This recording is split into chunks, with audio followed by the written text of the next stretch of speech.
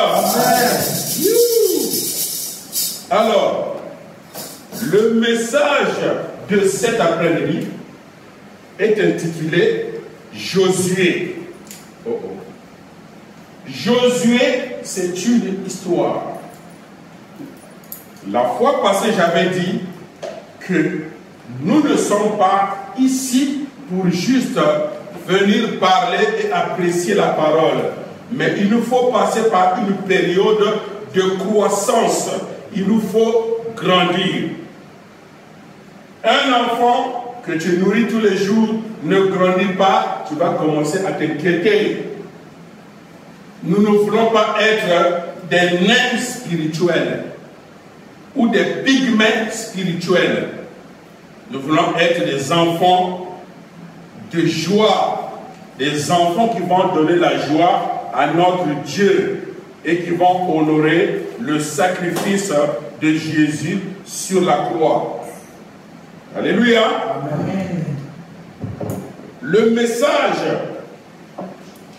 est intitulé Josué. Vous avez déjà lu l'histoire de Josué. Et ce message, je l'ai déjà donné plusieurs fois.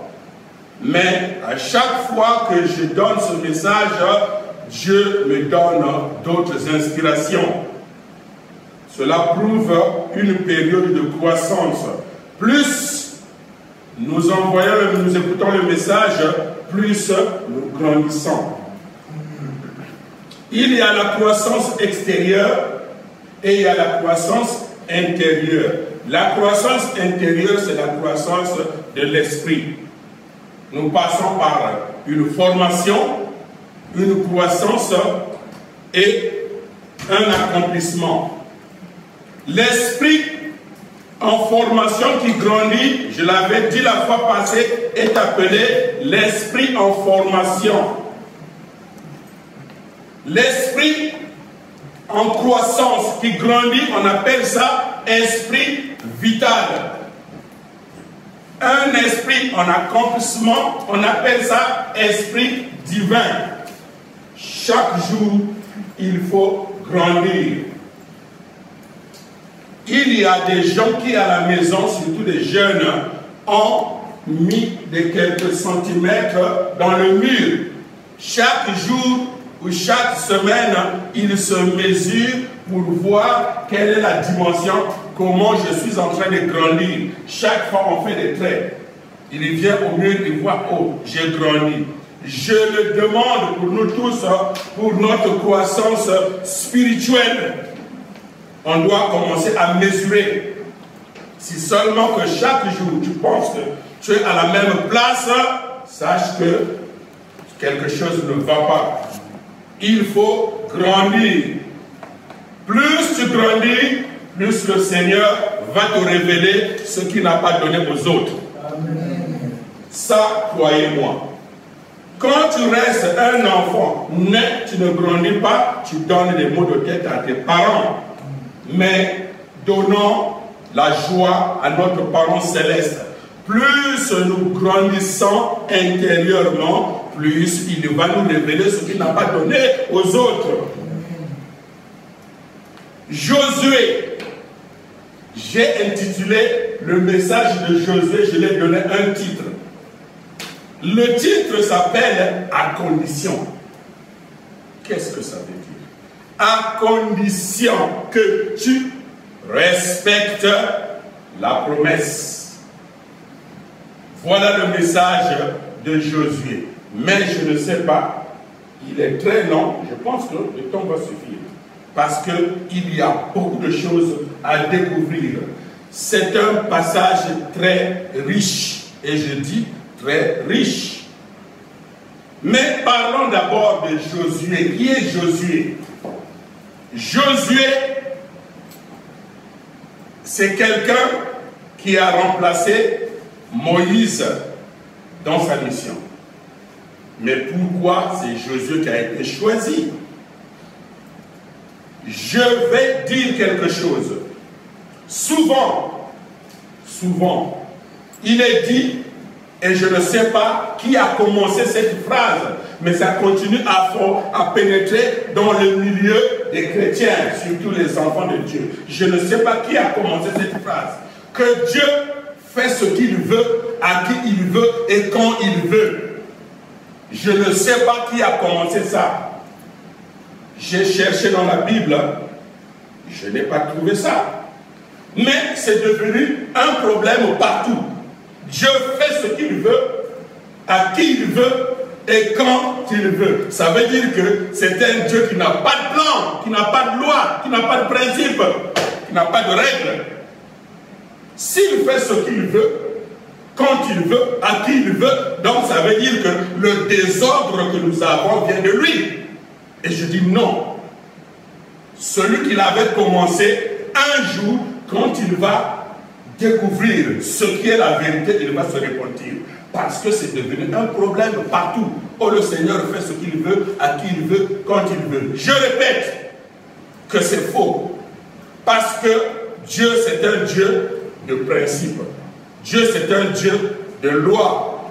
Dieu, c'est un Dieu de règles. Il a créé ce monde avec un plan clair. Si nous qui sommes des personnes méchantes, des personnes pécheresses, mais si nous avons des plans dans notre futur, si nous avons des plans pour nos enfants, si nous avons des plans pour nos familles, comment Dieu le Créateur, un être éternel, parfait, va juste faire ce qu'il veut, à qui il veut et quand il veut. C'est une erreur de ne pas comprendre le plan originel de Dieu. Je dis bien, c'est une erreur de ne pas comprendre le plan originel de Dieu. La fois passée, j'ai parlé de certaines lois de Dieu. J'ai insisté sur une loi qu'on appelle l'action de donner et de recevoir. Je vais vous le répéter parce que ce sont des choses que nous vivons mais sans le savoir. L'action de donner et de recevoir. Dans l'action de donner et de recevoir, il faut d'abord donner avant de recevoir. Il faut d'abord donner avant de recevoir. C'est une loi universelle. Dieu était le premier à donner de lui-même pour la création. Il a donné de son cœur, il a donné de son amour, il a donné de tout ce qu'il avait. Voilà pourquoi nous pouvons être là. L'action de donner et de recevoir. Non, Dieu sait faire ce qu'il veut, à qui il veut, quand il veut. Non, il y a eu 6000 hommes qui sont sortis de l'Égypte pour aller à la terre promise de Canaan. Il y avait 6000 hommes. Mais parmi ces 6000 hommes, tout le monde est tombé dans le désert. Quand je dis tombé, c'est-à-dire tout le monde est mort dans le désert. Mais parmi les 6000, il y avait que Josué et Caleb. Deux seulement, parmi les 6000 qui sont sortis de l'Égypte, seulement Josué et Caleb qui sont entrés à la terre promise. Même Moïse est resté dans le désert. Alors, est-ce que parce que Josué était le plus beau de tout le monde? Est-ce que Dieu a juste plu à Josué comme ça? Non. Sur la base du principe de la création, l'action de donner et de recevoir. Qu'est-ce que Josué a fait? Avant d'être un bon leader, il faut que tu sois d'abord un bon disciple. Avant d'être un bon leader, il faut que tu sois d'abord un bon disciple. Il faut qu'on grandisse regardant les choses avec des yeux d'une maturité comme Dieu le veut. Ce n'est pas que tu es derrière ton chef ou derrière ton responsable, tu es son adjoint ou bien tu es son disciple, tu commences à regarder ses défauts et commencer à critiquer, à parler derrière lui. Dieu ne va pas te bénir. Même si tu arrives à le faire tomber par coup d'état, spirituellement ou physiquement, même il y a des coups d'état dans les églises. Oh, le pasteur ne fait pas ce qu'on veut. On fait des complicités et on le fait tomber. Sans passer par les principes de Dieu. Regardez Josué. Josué était très obéissant à Moïse. Est-ce que Moïse était parfait? Non. Moïse n'a pas fait des erreurs? Bien sûr. Est-ce que Josué a critiqué? Non. Josué a gardé sa relation verticale avec Moïse. C'est Dieu qui a choisi Moïse. Et Josué fait partie de ceux qui le suivent. Donc, il a vu qu'à travers Moïse, je vois Dieu. Donc, je l'obéis. Il fait des erreurs. Il était nerveux. Mais Josué n'a pas critiqué. Pour cette raison, Dieu l'a choisi. C'est pas fini. La preuve pour vous prouver que Josué était un homme vertical. Dieu l'a dit à Moïse, prends Josué, le fils de Nun, l'homme en qui la foi réside encore. Quand les autres perdaient la foi, Josué était toujours vertical, il était toujours là. Moïse a envoyé 12 espions qui sont allés à Canaan. Parce que les gens commençaient à bouder que non, Moïse, où est-ce que tu nous amènes? Peut-être que tu nous amènes à la perdition. Les gens commençaient à bouder et tout. Mais pour vous donner un avant-goût, je vais envoyer des gens sur la terre de Canaan. Et vous verrez, 12 sont partis. Ils sont arrivés sur le terrain de Canaan. On a dit, c'est là où coule le lait et le miel. Que c'est un terrain fertile. C'est vraiment notre Dieu nous aime. C'est lui qui nous a envoyés là-bas. Nous sommes ses enfants. On doit hériter de cette terre plutôt, de Canaan. Les 12 espions sont arrivés sur place. Ils ont vu effectivement les fruits qui étaient dans ce terrain-là. Les fruits qui étaient là-bas étaient gros. Les raisins, c'était gros. Donc, c'est vraiment une terre fertile. Ils ont dit, waouh! Eux, brusquement, ils sont surpris que la terre de Canaan était habitée. Alléluia! Amen. Réveillons-nous. La terre de Canaan était habitée. Alors, mais qui habitait cette terre-là? Les gens qui étaient là-bas, qui mangeaient ces fruits géants. Comment ces gens pouvaient être? C'était des gaillards. C'était des gens bien bâtis. Parce que ce sont des gens qui mangeaient très bien. Ils étaient combien? 12. Ils ont vu des géants. Je parle de Josué, dans quel but, dans quelles circonstances Dieu l'a choisi. Ce n'est pas que Dieu fait ce qu'il veut. Non, il y a l'action de donner et de recevoir. Qu'est-ce que tu as donné à Dieu pour qu'il te choisisse? Qu'est-ce que tu as donné à la communauté pour que tu sois un élément de joie? Qu'est-ce que tu fais pour les autres pour que tu sois choisi comme responsable?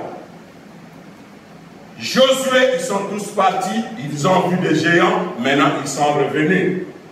Alors, Moïse était tellement excité, tellement content parce qu'il était convaincu comment était la terre de Canaan. Et il a dit à ces 12 espions en public, tellement excités, allez, donnez le rapport, qu'est-ce que vous avez vu là-bas? Écoutez très bien. Qu'est-ce que vous avez vu là-bas? Moïse est tellement convaincu, il est fier. Et 10 espions ont donné le rapport. C'est quoi le rapport? Nous avons été là-bas, nous avons vu, en tout cas, la terre est fertile. C'est vrai, il y a le lait et le miel qui coulent là-bas. Regardez, ils avaient amené des échantillons des raisins. Ils n'ont jamais vu des raisins comme ça. Des raisins étaient gros. Waouh! Vraiment, c'est bien. Mais, il y a des géants là-bas. Les gens qui sont là-bas sont gaillards. C'est des géants. Nous sommes comme des fourmis devant ces gens-là. Donc ils vont nous écraser, nous ne pouvons pas les affronter. Moïse veut nous faire tuer. Et voilà, révolte au milieu du peuple. Il y a eu une révolte. Les gens ont boudé. Les gens se sont plaints. Les gens ont raconté tout ce qu'ils ont voulu dire. Et Josué et Caleb ont dit quoi? C'est vrai, la terre est fertile. C'est vrai, il y a des géants là-bas. Mais nous sommes un peuple de Dieu. Nous sommes un peuple élu. Vous avez vu depuis que nous avons commencé depuis l'Égypte, sur notre voie, nous avons trouvé des Philistins, des Jébusiens. Nous nous sommes battus et nous avons gagné. Le même Dieu qui nous a protégés contre ces gens-là va nous protéger pour affronter ces géants. Une parole de foi, une parole de conviction, une parole de joie. Même Dieu qui l'écoute, et Moïse était tellement content pour voir que, wow, est-ce que, écoutez bien, ce que les 10 espions ont dit n'était pas faux. C'était vrai. Quelle est ton attitude? Quelle est ton attitude face à certaines situations? As-tu confiance en Dieu qui t'a sauvé hier? Tu penses que le Dieu qui t'a sauvé hier a changé aujourd'hui? Non. C'est le même Dieu qui a été avec nous et c'est le même Dieu qui continue avec nous. S'il nous a envoyés là-bas, Dieu savait que c'est habité. Mais si nous sommes là, les gens ont pris des pierres, commencé à lapider Josué et Caleb parce que c'est eux seuls. Contre 10. Il faut que tu sois un homme de foi, une femme de foi distinguée. Partout où tu passes, ton langage doit être un langage d'espoir, un langage de foi, un langage positif. Ce qu'ils ont vu, c'était la vérité. Ce qu'ils ont dit, c'était vrai. Mais c'est quoi l'attitude? Les plaintes et les insatisfactions. C'est du poison pour la personne spirituelle. Ça veut dire que quand quelqu'un se plaint souvent, jamais satisfait, cette personne-là se crée du poison pour son esprit. Alléluia. Amen. Grandissant, moi, mes messages, ce n'est pas pour vous amener au miracle de dehors. Je veux que vous créez des miracles vous-même, avec la conviction que vous avez dans le Seigneur, dans la parole. Toi-même, crée des miracles. Il ne faut pas suivre pour suivre. Alléluia. Amen. Josué, c'est pour dire que Josué a plu à Dieu. Non seulement à Dieu, il a plu aussi à Moïse. Parce que Moïse a vu, regarde ceux-là, quel rapport ils ont donné. Mais écoutez le rapport de Josué. Mais c'est vrai ce qu'ils ont dit. Il y a des géants. Mais le même Dieu qui nous a sauvés hier, c'est le même Dieu aujourd'hui et demain. Alléluia. Amen. Dieu ne change pas. Donc voilà les 10 espions et les 2. Ils étaient 12, mais Josué et Caleb ont fait une distinction. Ils ont fait une différence. On peut voir la même chose, mais le rapport va différer. On voit la même chose, mais le rapport à donner sera différent. Je veux appeler mon frère, ma soeur, d'avoir cette vision positive, d'avoir la vision de Josué et Caleb, qui vraiment étaient critiqués, rejetés et tout. Sur cette base, Dieu a dit à Moïse, s'il te plaît, choisis Josué en qui la foi réside. Alors, j'ai parlé de la croissance. On doit grandir. l'esprit en formation, l'esprit vital et l'esprit divin. Ça, c'est notre part de responsabilité. C'est la croissance que nous-mêmes, on doit créer, on doit chercher. Parce que la croissance intérieure revient à notre responsabilité de l'accomplir. La croissance extérieure, on grandit pour tout. Manger, boire, dormir. On mange, on grandit. Ça, c'est la croissance intérieure. Mais la croissance de l'esprit, ton développement, pour que ton esprit grandisse, il faut que tu sois responsable. Cherche la parole de Dieu. Lis la parole de Dieu et mets cela en application. Alléluia. Amen. Josué, qu'est-ce qui se passe? Les promesses de Dieu sont certaines. J'ai dit que mon message est intitulé « À condition de respecter les promesses ». Les promesses de Dieu sont certaines. Mais l'accomplissement de ces promesses de Dieu dépend de ta part de responsabilité. Comment tu marches, comment tu respectes sa parole. Ne soyons pas ceux qui courent pour courir. Alléluia, amen. Non, je suis venu avec 2 personnes. Non, Dieu n'est pas là-bas. Et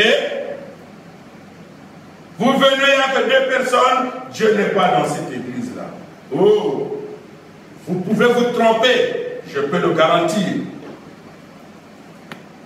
Josué, Dieu a dit à Josué, Moïse, mon serviteur, est mort. Maintenant, c'est toi qui dois faire entrer ce peuple dans la terre que je leur ai promis. Dieu parle à Josué. Moïse, mon serviteur, est mort. Maintenant, lève-toi. Passe ce jour-là, toi et tout ce peuple, pour entrer dans le pays que je donne aux enfants d'Israël. C'est Dieu qui parle à Josué. Qu'est-ce que Dieu donne à Josué? Dieu fait un rappel à Josué et il ordonne. Il lui fait un rappel. Pourquoi il rappelle? Parce que quand Moïse est mort, ils sont restés 3 mois en train de pleurer. 3 mois qu'ils ont fait en train de pleurer.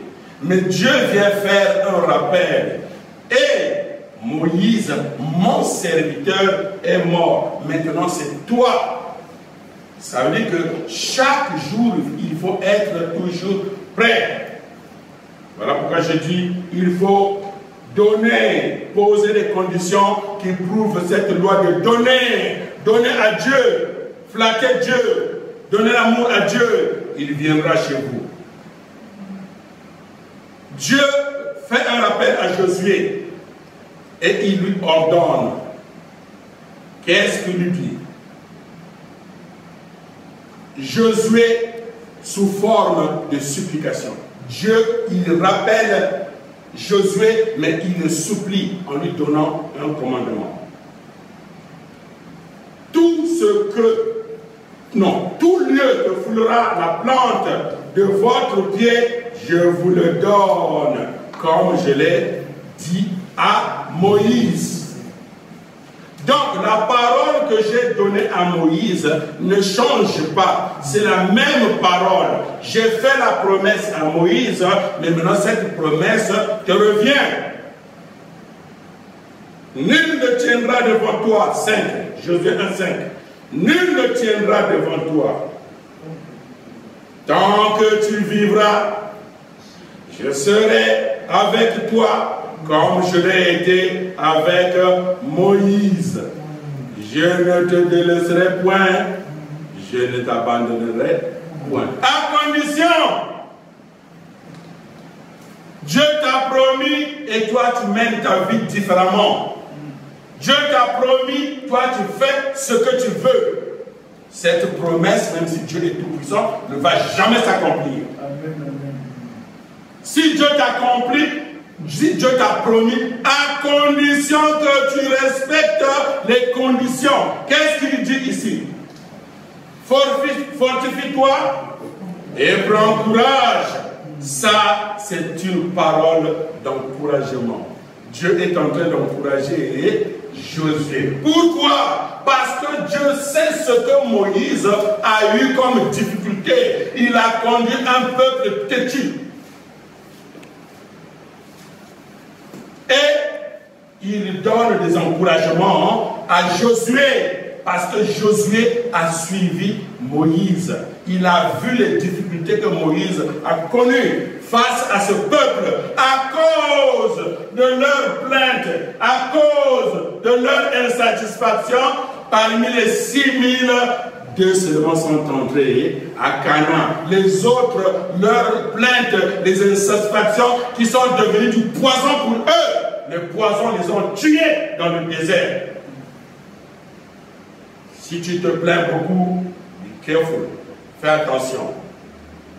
Si tu as un ami qui se plaint beaucoup, qui n'est jamais satisfait, commence à te retirer.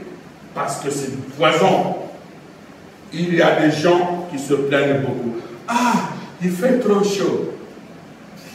Est-ce que c'est moi qui ai allumé le feu au ciel? Ah, il fait trop froid. Et c'est pas possible ce climat. Et tu te plains même contre le climat. Et qui est celui qui est le moteur du climat? Mais c'est Dieu. Tu te plains contre Dieu. Tu te plains contre tout. Et tu n'es jamais satisfait de ta vie. Jamais. Tout ne va pas bien. Il fait trop chaud. Madame, comment allez-vous? Ah, depuis le matin, il fait que pleuvoir. Oh. Monsieur, comment allez-vous? Oh, vous avez vu, c'est fait trop chaud. On se plaint. Qui est celui qui allume le feu et qui l'éteint au ciel? Quand toi, tu ne veux pas ce climat, il y a quelqu'un qui se réjouit de ça quelque part. Donc, Dieu fait le partage pour tout le monde. C'est chaud chez toi, mais c'est froid quelque part. C'est froid chez toi, c'est chaud quelque part. Dieu sait ce qu'il fait. Dieu, c'est un Dieu de principe. C'est un Dieu de loi. Je l'avais dit la fois passée, il ne fait pas, il ne peut pas nous demander ce que lui-même n'a jamais expérimenté. C'est un Dieu d'amour, c'est un parent. 5. Tout lieu, on a déjà lu ça. 6.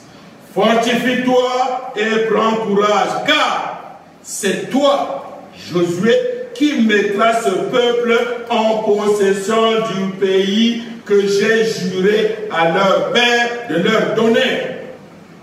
Fortifie-toi et bon courage. En agissant, et voilà la condition. Fortifie-toi et prends courage. En agissant,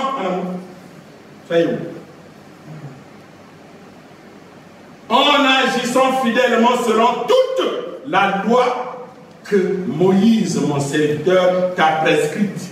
Ne t'en détourne ni à droite, ni à gauche, afin de réussir dans tout ce que tu entreprendras. À condition que la parole, la loi que j'ai donnée à Moïse, c'est pas parce que Moïse est mort que la loi que je l'ai donnée a changé. Il précise bien. Ce n'est pas la loi que je t'ai donnée. Non, la loi que j'ai donnée à mon serviteur, Moïse, ne doit pas te quitter. Ne va ni à gauche ni à droite. Qu'est-ce que ça veut dire? Ne choisis pas. Que ça, comme aujourd'hui, je suis un peu fatigué, donc je vais dire, sors. Et tu dors. Non, puisqu'aujourd'hui je me sens un peu... Non, on a dit que cette loi ne te quitte pas. Ne va ni à gauche, ni à droite. À condition, je ne vais pas te laisser. Je ne vais pas t'abandonner. À condition que la parole, la loi que j'ai donnée à Moïse, mon serviteur, ne doit pas te quitter. Jusqu'à 9. Ne t'ai-je pas donné cet ordre? Combien de fois Dieu a donné l'ordre de te fortifier? C'est un rappel, c'est un encouragement. Dieu ne fait pas ce qu'il veut, à qui il veut, quand il veut, à qui il veut. On se trompe. Je ne sais pas qui a commencé ça. Mais Dieu se base sur les principes, sur ta responsabilité. Quand tu réponds, voilà. Il savait que je peux compter sur cet homme parce que c'est lui seul qui n'a pas critiqué Moïse. Moïse était parfait? Non. Il est allé d'erreur en erreur. Nous l'avons vu. À la fin, Dieu a dit à Moïse, arrête, ne me parle plus de cette histoire. Tu ne vas pas entrer à Canaan. Vous pouvez imaginer le langage entre Moïse et Dieu. C'était sévère. Dieu était tellement fâché. Mais la Bible dit que Moïse est le prophète que Dieu a choisi, qui est mort avec toute sa vigueur. Il ne portait pas de lunettes. Il le voyait bien. Il m'ont fait monter sur la montagne, tu peux voir. Vous avez dit, Seigneur, il dit non. Arrête, ne m'ont pas repris. C'est parce que ce qu'il avait fait était en désaccord avec les principes de la restauration. Je ne sais pas si vous saisissez ça, mais c'est fort. 1, 6, 9, on a lu. Dieu fait la promesse à Josué, je ne vais pas te quitter. Mais toutefois, il lui rappelle, fortifie-toi et prends courage. Je vous le dis, je me le dis, surtout aux hommes de Dieu. Fortifiez-vous et prenez courage. Parce que traîner ces brebis, c'est pas facile. Il y a des gens qui se plaignent, il y a ceux qui vont vous accuser. Il y a ceux qui vont vous pointer du doigt, il y a ceux qui vont vous attaquer. Peu de ceux qui vont vous supporter. Donc, fortifiez-vous et prenez courage. Alléluia. Amen.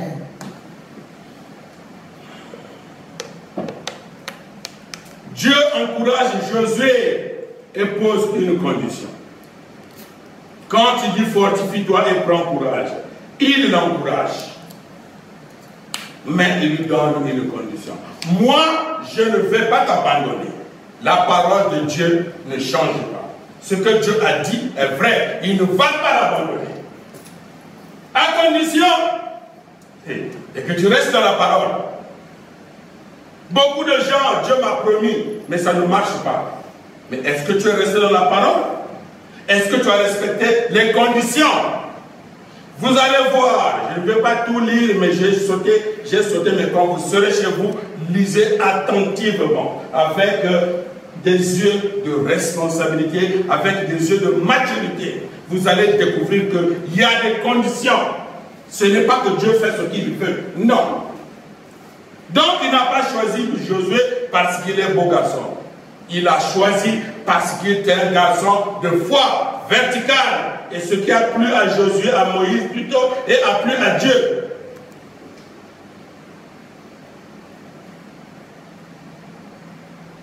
Josué 1, 13. Maintenant, c'est Josué qui a pris la responsabilité et Josué maintenant parle à son peuple. Et quel est le langage que Josué utilise? Josué fait un rappel de foi au peuple. L'Éternel vous a donné ce pays. Voilà un langage de foi. Voilà un langage vertical. Voilà un langage positif. Si vous avez oublié, mais rappelez-vous ce que l'Éternel a dit à Moïse. Le pays qui est là vous appartient déjà d'office. À condition de vous respecter les lois de Moïse. Josué 16, 18. 16 à 18.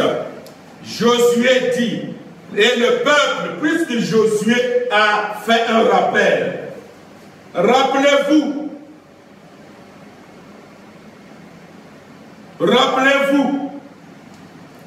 que l'Éternel vous a donné ce pays. Et le peuple répond à Moïse. Le peuple qui répond à Josué plutôt, c'est quel peuple? Puisqu'ils étaient sortis 6000 hommes. Mais ils sont tous morts, à l'exception de Josué et Caleb. Mais d'où vient ce peuple-là qui répond à Josué? C'est la nouvelle génération. Ceux qui sont nés dans le désert, qui ne connaissaient pas l'Égypte, puisqu'ils ont erré 40 ans. Malgré ces 40 ans, ils avaient au moins un ton de joie, malgré qu'ils se plaignaient contre Moïse, mais ils ont eu des enfants. C'est la nouvelle génération. Second generation. Second gen. C'est eux qui répondent à Moïse, à Josué plutôt. Qu'est-ce qu'ils disent? 16 à 18.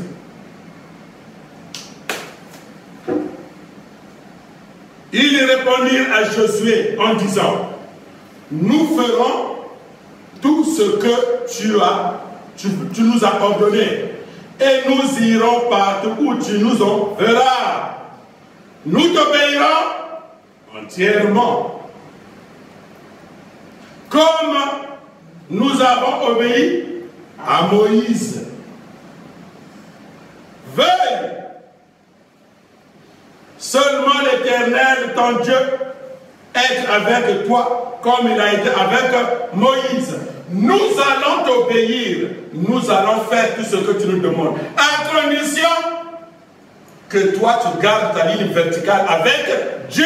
Nous ne voulons pas suivre un responsable rebelle. Non. De la façon que Dieu a été avec Moïse, toi aussi sois comme ça avec Dieu. Garde ta position avec Dieu. Nous allons te suivre. Nous allons t'obéir. Parce qu'ils ont vu leur père se désobéir à Moïse. Ils ont vu leur père désobéir à Moïse. Et ils ont vu leur père tomber dans le désert un à un, 40 ans. Mais eux, ils répondent positivement. Nous allons t'obéir. À condition que toi, tu gardes ta position verticale avec Dieu, comme il a été avec Moïse. Tout homme, écoutez bien, tout homme, 18, qui sera rebelle à ton ordre et qui n'obéira pas à tout ce que tu lui commanderas sera puni de mort. Et ils ajoutent la parole du Seigneur que Dieu a donnée à Josué. Fortifie-toi seulement et prends courage. Tant que tu es courageux, tant que tu gardes ta ligne verticale avec Dieu, nous serons derrière toi. Nous allons te soutenir. Celui qui va te désobéir, nous allons le punir. Et quelle punition? Nous allons le tuer. Donc, soyons des éléments positifs, des éléments qui peuvent être comme des bonnes graines dans un milieu et non ceux qui cherchent à étouffer. Donc, celui qu'on va tuer, c'est un mauvais élément qui étouffe. Donc, s'il y a quelqu'un parmi nous qui va te désobéir, qui ne va pas faire ce que toi tu veux, nous allons l'éliminer. À condition que toi, tu gardes ta ligne verticale avec Dieu.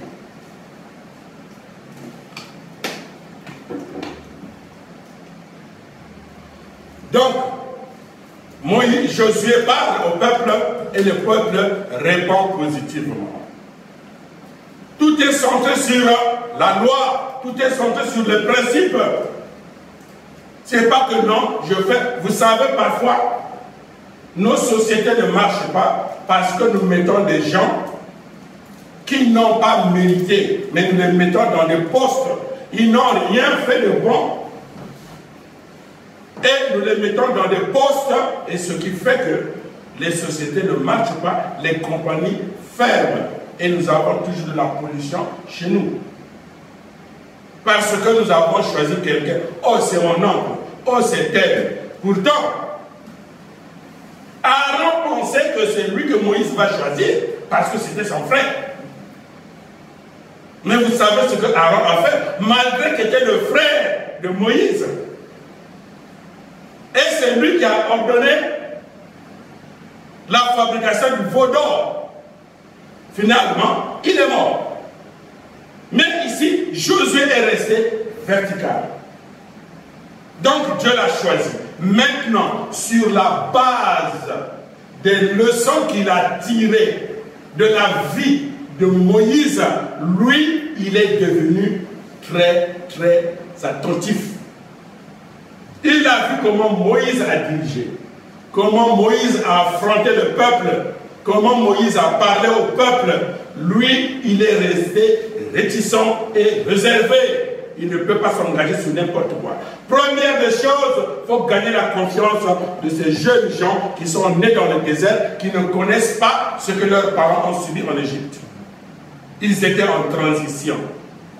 Nés dans le désert, donc ce sont des gens qui ne connaissent pas la ville. Mais ils ont gardé leur relation verticale avec Josué. Pourquoi? Parce qu'ils ont vu que la désobéissance a un prix négatif. Les plaintes et les insatisfactions ont un prix négatif. Leurs parents, tout le monde est mort dans le désert.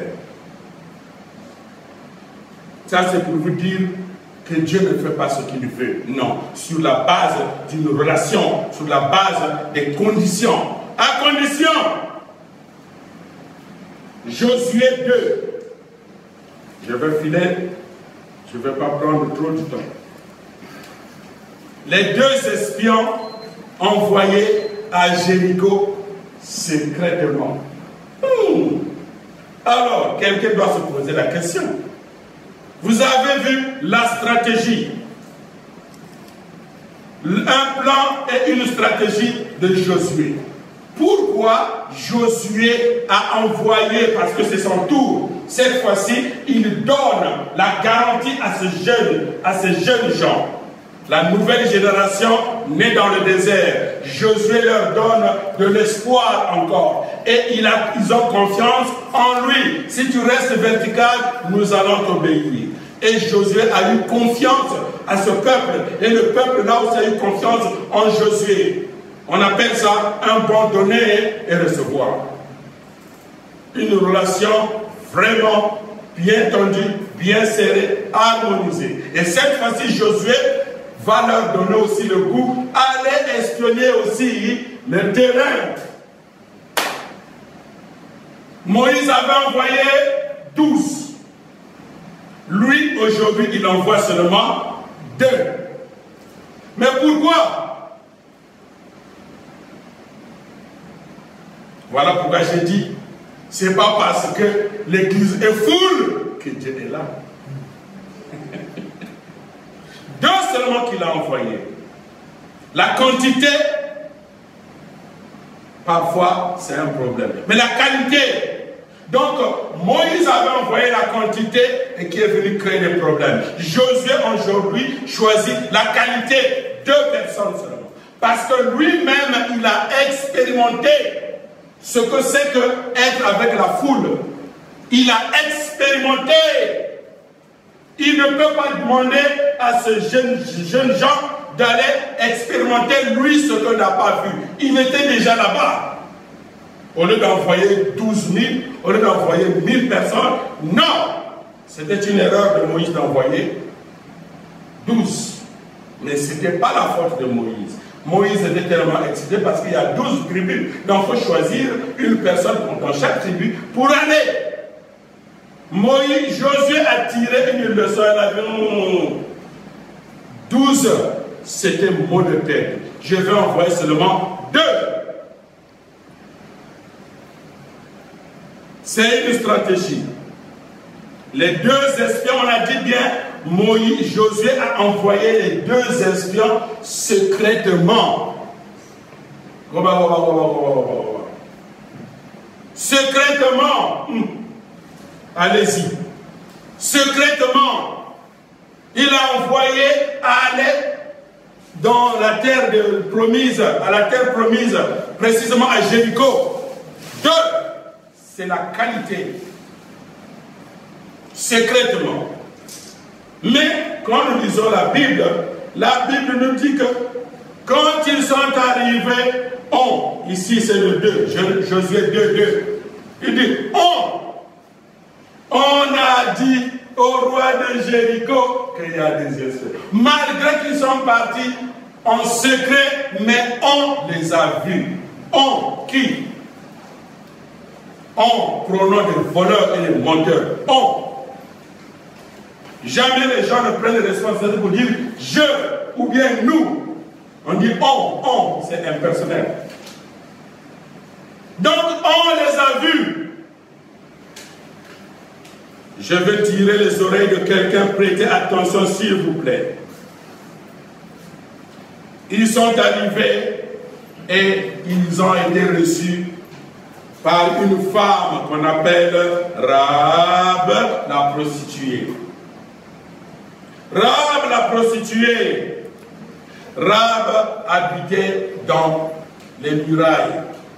À l'époque, les villes étaient construites, fermées, avec des murailles. Quand on dit murailles, ce n'est pas des murs, mais murailles, ça veut dire que c'est fait par des maisons. Ce sont des murs, mais des maisons. Donc, à l'intérieur de ces murs-là, il y a des gens qui habitent, qui font le cercle de la ville. Donc, c'est habité. Donc, cette femme, Rahab, habitait dans les murailles. Donc, quiconque, n'importe quel étranger qui vient dans cette ville-là, c'est elle qui était la première à la recevoir. Pourquoi? Parce qu'elle était prostituée. Mais qu'est-ce qui se passe? Le roi a envoyé des gens aller demander à Rahab. Rahab avait caché ses 2 espions dans sa maison sur le plafond. Et les espions sont, les soldats sont venus demander où sont les espions, les juifs qui sont venus entrer dans la ville. Elle a dit, je les ai vus, mais je ne sais pas là où ils sont partis. Elle a menti.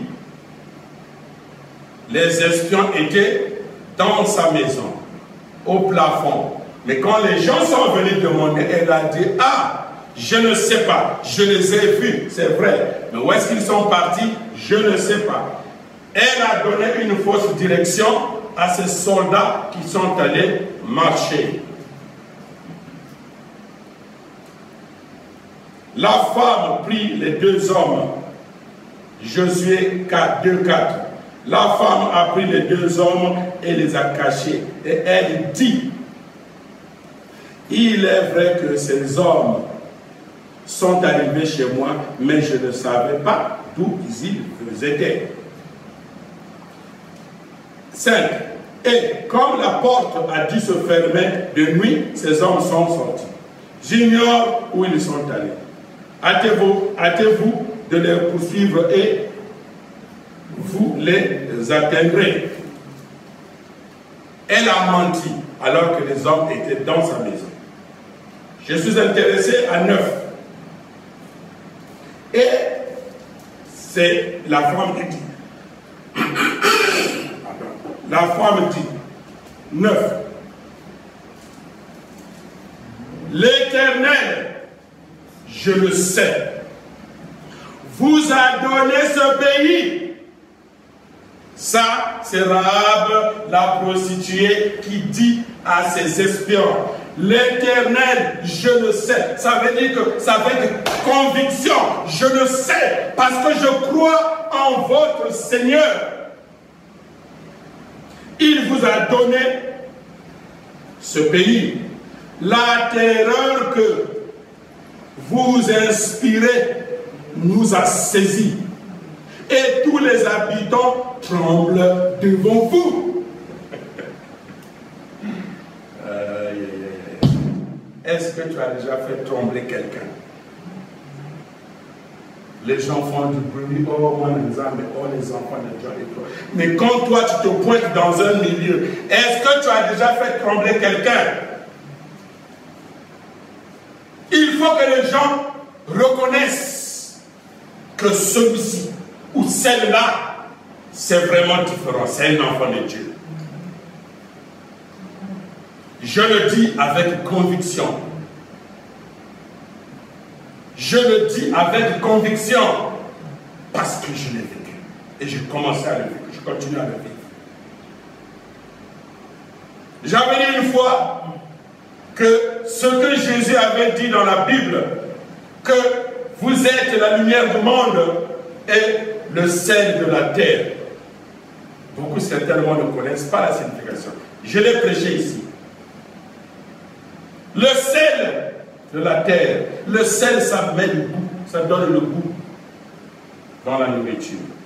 Mais aussi en même temps, le sel arrête la pourriture, protège. Donc, si quelqu'un n'a pas une bonne vie, quelqu'un qui a la bouche son multiplication de mal, quand il arrive chez moi, soit il cesse ou bien il disparaît.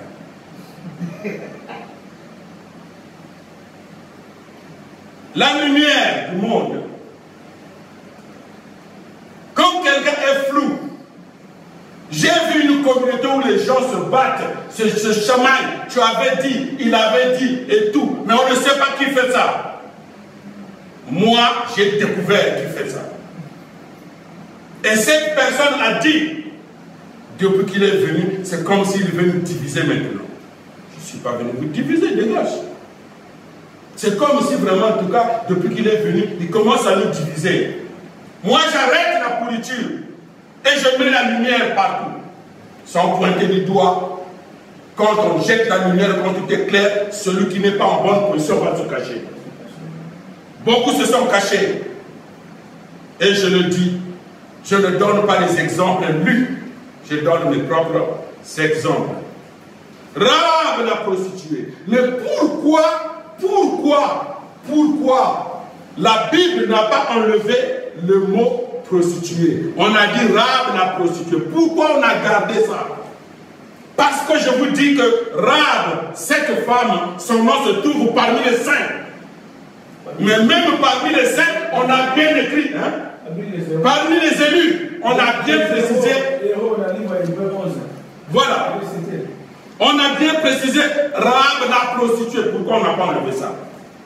C'est pour dire à quelqu'un, Dieu ne te connaît pas dans ce que tu étais. Dieu te reconnaît dans ce que tu es aujourd'hui. Amen. Si tu changes ta vie, malgré tout ce que tu étais, Dieu va te considérer.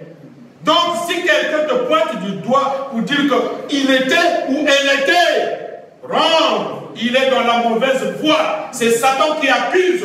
Dieu n'accuse pas, Dieu élève. Voilà cette femme, on a bien dit, prostituée. J'ai posé cette question à beaucoup d'hommes de Dieu. Mais pourquoi ça, ce n'est pas enlevé? Pourquoi Dieu n'a pas enlevé ça? Elle est maintenant dans la lignée, dans la voie correcte. Mais on n'a pas enlevé ça. C'est pour dire que ce n'est pas ce que tu étais. C'est ce que tu es aujourd'hui. Donc, si tu chantes, on a bien dit, Rahab la prostituée. Mais qu'est-ce qu'elle a fait de bon? Oh Dieu, choisit qui il veut, voilà, il a déjà choisi Rahab. Et qu'est-ce que Rahab a fait? Elle a caché les enfants de Dieu. Les espions qui étaient du côté de Dieu, il les a cachés. Et ensuite, elle confesse de sa bouche, ça ira. L'Éternel Dieu, votre Dieu, vous a déjà donné ce pays. Parce que ce que vous inspirez, quand nos peuples apprennent ça, ils tremblent.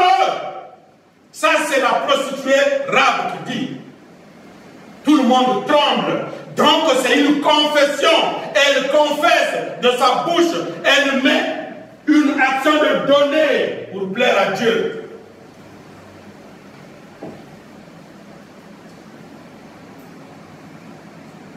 Mais s'il vous plaît, de la façon que j'ai eu compassion en vous, de la façon que je vous ai protégé. S'il vous plaît, quand vous allez revenir, pensez à moi, parce qu'elle est sûre que le pays sera détruit, la ville sera détruite. Elle est assurée que le Dieu, votre Dieu, va détruire. Mais s'il vous plaît, pensez à moi.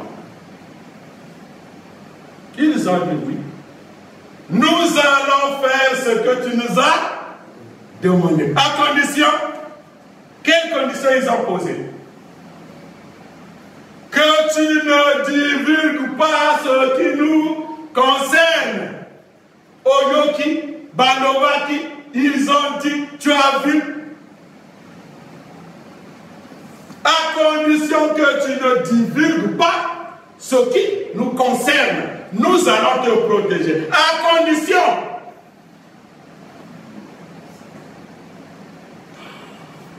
Ça est où?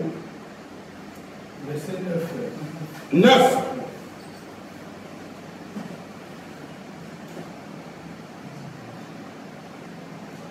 Donc, vous allez lire 1 jusqu'à 7.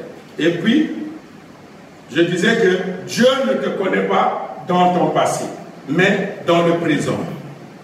Pourtant, elle a menti. Et le mensonge, c'est un péché. Mais elle a menti. Elle a menti. Mais le mensonge lui a accordé le bénéfice de ne pas être détruite avec la ville. Mais pourtant elle a péché. Pourtant elle a péché. Je vais donner la définition du péché à quelqu'un. Parce que c'est comme ça nous jugeons les actes. Quelqu'un fait quelque chose, on juge. Oh, c'était mauvais, c'était pas bien, mais vraiment tout. Beaucoup de bruit. Mais ici, écoutez la définition du péché. Écrivez, ça va aider quelqu'un quelque part. Aujourd'hui ou plus tard. Le péché, c'est une pensée ou une action qui viole la loi céleste. Le péché, c'est une pensée ou une action qui viole la loi céleste et qui forme une base réciproque avec Satan. Si ce que tu as fait, ça a posé une base réciproque avec Satan et que ça a permis à Satan de déranger, d'envahir, de faire quelque chose, c'est un péché. Qu'est-ce que ça veut dire? Tu peux faire une mauvaise chose que les gens vont juger que, oh, c'était pas bien. Mais si cela a permis à Dieu de travailler, ce n'est pas un péché. Tu peux faire des bonnes choses. Les gens vont applaudir. Mais que si Satan l'a utilisé pour faire du mal, c'est un péché.